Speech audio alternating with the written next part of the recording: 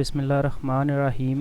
अस्सलामुअलैकुम वरहमतुल्लाहि वबरकातुहू। व्यूअर्स, आज के ट्यूटोरियल में हम बनाने वाले हैं temperature metre thermistor NTC sensor का यूज़ करते हुए। तो चलिए शुरू करते हैं सिमुलेशन से। तो ये हमारे पास सिमुलेशन की फ़ाइल है, इसको अपने प्रोटियस 8 पे ओपन कर लेना है। कोड, सर्किट डायग्राम और सिमुलेशन का लिंक आपको नीचे डिस्क्रिप्शन में मिल जाएगा, वहाँ से आप डाउनलोड कर सकते हैं। तो इसमें सबसे पहले हमने आर्डिनो यूनो यूज़ किया हुआ है। इसके बाद एक टेम्परेचर सेंसर यूज़ किया हुआ है एनटीसी थर्मिस्टर 10K का। थर्मिस्टर हीट डिपेंडिंग रजिस्टर होती है।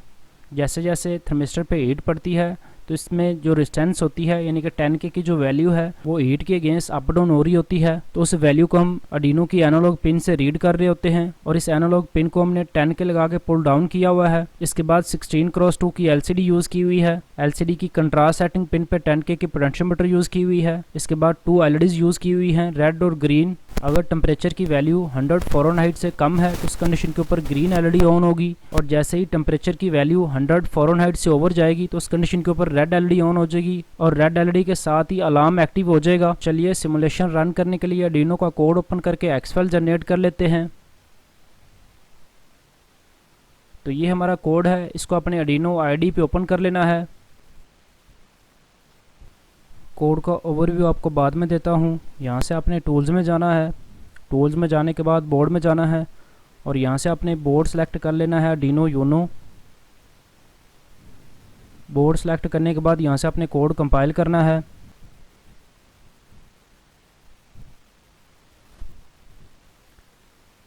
Done compiling. कोड हमारा कंपाइल हो गया हुआ है। यहाँ से आपने एक्सफाइल का एड्रेस कॉपी कर लेना है।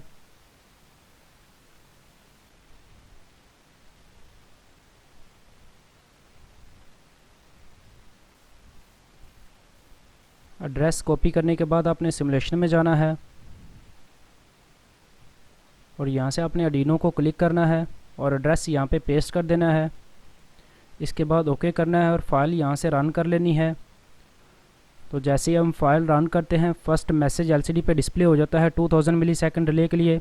फर्स्ट लाइन में हमने मैसेज शो किया हुआ है टेम्परेचर, और सेकंड लाइन में हमने डिग्री सेल्सियस और फ़ारेनहाइट में टेम्परेचर की वैल्यू डिस्प्ले की हुई है। इस वैल्यू को हम टेम्परेचर सेंसर से इंक्रीज़ या डिक्रीज़ करके टेस्ट कर लेते हैं। तो जैसे कि अभी हम इस वैल्यू को इंक्रीज़ कर रहे हैं तो यहाँ पे एलसीडी के ऊपर 500 मिलीसेकंड डिले के बाद टेम्परेचर की वैल्यू रिफ्रेश होती जा रही है।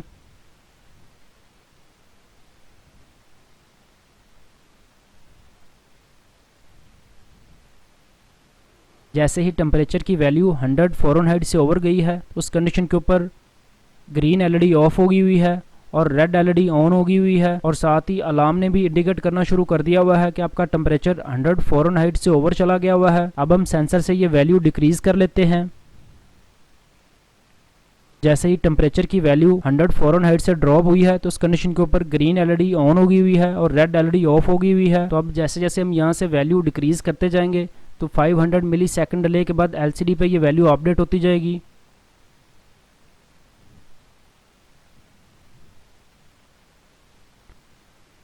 तो ये थी हमारी सिमुलेशन। चलिए अब आपको सर्किट डायग्राम का ओवरव्यू दे देता हूँ। तो ये हमारी सर्किट डायग्राम है। इसमें सबसे पहले हमने पावर सोर्स के लिए 9 वोल्ट की बैटरी यूज़ की हुई है। इसके बाद आर्डिनो यूनो यूज़ किया हुआ है। इसके बाद 10K का थर्मिस्टर यूज़ किया हुआ है। इसके बाद 10K की रेजिस्टेंस यूज़ की हुई है पुल डाउन के लिए। इसके बाद 16x2 की एलसीडी यूज़ की हुई है। एलसीडी की कंट्रास्ट सेटिंग के पिन पे 10K की पोटेंशियोमीटर यूज़ की हुई है। इसके बाद एलसीडी की बैकलाइट की पिनें होती हैं 15 और 16। 15 एनोड होती है, 16 कैथोड होती है। कैथोड को हमने डायरेक्ट ग्राउंड के साथ अटैच किया हुआ है और अनोड पे पॉजिटिव से 100 ओम की रेजिस्टेंस सीरीज में यूज़ की हुई है। इसके बाद 2 एलईडीज यूज़ की हुई हैं। एलईडीज की नेगेटिव पे 100 ओम की रेजिस्टेंस ग्राउंड से सीरीज में यूज़ की हुई है और एलईडीज की पॉजिटिव आर्डिनो की पिनों के साथ अटैच की हुई हैं 8 और 9 पिन के साथ। इसके बाद एक बजर यूज़ की हुई है। ये थी हमारी सर्किट डायग्राम। चलिए अब डायग्राम के मुताबिक हार्डवेयर ज्वाइंट कर लेते हैं।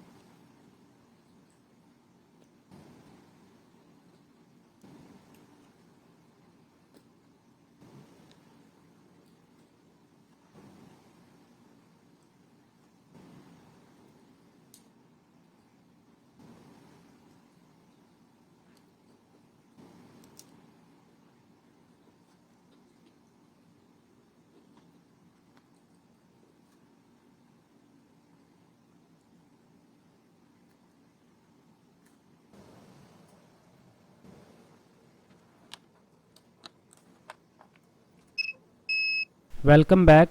तो चलिए अब आपको कोड का ओवरव्यू दे देता हूँ। ये हमारा कोड है। इसमें सबसे पहले हमने लिक्विड क्रिस्टल की लाइब्रेरी कॉल करवाई हुई है एलसीडी के लिए। इसके बाद एलसीडी के लिए पिन इनिशियलाइज़ की हुई है 2 से 7। इसके बाद टेम्परेचर सेंसर के लिए A0 पिन इनिशियलाइज़ की हुई है। इसके बाद वेरिएबल्स इनिशियलाइज़ की हुई हैं जो नीचे यूज़ हो रही हैं, और इनके साथ ही ग्रीन और रेड एलईडीज़ के लिए पिन इनिशियलाइज़ की हुई हैं 8 और 9। इसके बाद बजर के लिए पिन इनिशियलाइज़ की हुई है 13। इसके बाद अवॉइड सेटअप है। अवॉइड सेटअप में सबसे पहले सेंसर की पिन इनपुट मोड में इनिशियलाइज़ की हुई है। इसके बाद एलईडीज़ और बजर की पिनें आउटपुट मोड में इनिशियलाइज़ की हुई हैं। इसके बाद 16x2 की एलसीडी इनिशियलाइज़ की हुई है। एलसीडी पे फर्स्ट मैसेज डिस्प्ले किया हुआ है 2000 मिलीसेकंड डिले के लिए। इसके बाद एलसीडी क्लियर करके अवॉइड लूप में चले जाते हैं। अवॉइड लूप में सबसे पहले हमने फॉर लूप रन किया हुआ है 50 टाइम। इस फॉर लूप के अंदर हम टेम्परेचर सेंसर की पिन एनालॉग रीड कर रहे हैं और यहाँ से हम एडीसी वैल्यू की वेरिएबल अपडेट कर रहे हैं। तो यहाँ पर हम एवरेज वैल्यू निकालने के लिए टेम्परेचर सेंसर की पिन को 50 टाइम रीड करते हैं और इसके बाद एडीसी वैल्यू की वेरिएबल को 50 पे डिवाइड कर देते हैं। तो यहाँ पर हमारे पास एवरेज वैल्यू निकल आती है। टेम्परेचर की वैल्यू में जो हमें फ्लक्चुएशन शो हो रही होती है, उस फ्लक्चुएशन को कंट्रोल करने के लिए हम एवरेज वैल्यू निकाल रहे होते हैं। यानी कि हम एनालॉग पिन को 50 टाइम रीड करते हैं और वहाँ से जो भी डाटा गेट हो रहा होता है उसको एक वेरिएबल में स्टोर कर रहे होते हैं। इसके बाद उस वेरिएबल को जितनी दफ़ा हमने सैंपल गेट किए हैं उतने पे तकसीम कर देते हैं। तो इसके बाद हमारे पास एवरेज वैल्यू आ जाती है। यानी कि 50 टाइम रीड करने के बाद हमें एक्चुअल वैल्यू, अगर हमारा टेम्परेचर थोड़ा बहुत बूस्टिंग कर रहा होता है तो वो बूस्टिंग हमारी ख़त्म हो जाती है। इसके बाद एडीसी वैल्यू की वेरिएबल को हम 1023 पे डिवाइड कर रहे हैं। जैसा कि आर्डिनो की एनालॉग पिनों पे 10 बिट का एडीसी होता है, 10 बिट के एडीसी की मैक्सिमम वैल्यू 1023 बनती है। तो यहाँ पर हम जो एनालॉग वैल्यू रीड कर रहे हैं उस वैल्यू को हम मैक्सिमम वैल्यू पे डिवाइड कर रहे हैं और इसके बाद इसमें से 1.0 माइनस कर रहे हैं और इसके बाद R1 की वेरिएबल जो कि हमारी पुल डाउन रेजिस्टेंस थी उससे मल्टीप्लाई कर रहे हैं। इसके बाद हम R2 की वेरिएबल अपडेट कर रहे हैं और इसके थ्रू हम डिग्री सेल्सियस में टेम्परेचर गेट करते हैं और इस डिग्री सेल्सियस की वेरिएबल को हम आगे फ़ारेनहाइट में चेंज कर लेते हैं फॉर्मूले के थ्रू। इसके बाद एलसीडी की फर्स्ट लाइन पे हमने टेम्परेचर शो किया हुआ है। इसके बाद एलसीडी की सेकंड लाइन में 0 करैक्टर पे डिग्री सेल्सियस में टेम्परेचर की वेरिएबल डिस्प्ले की हुई है। इसके बाद सेकंड लाइन के 9 करैक्टर पे फ़ारेनहाइट में टेम्परेचर की वैल्यू शो की हुई है।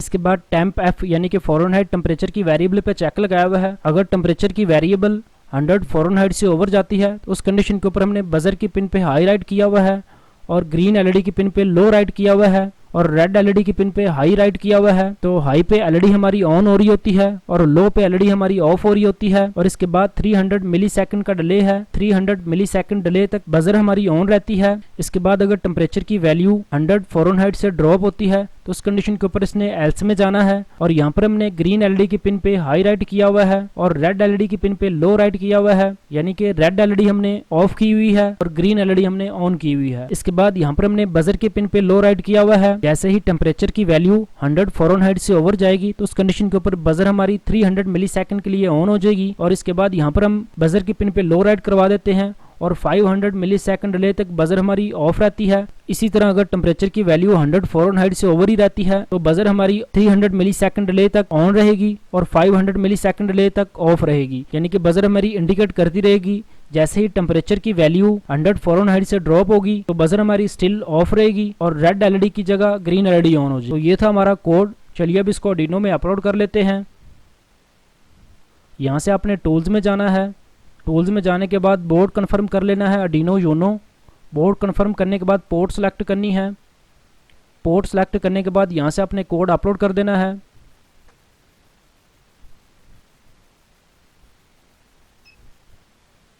Done uploading. कोड हमारा अपलोड हो गया हुआ है।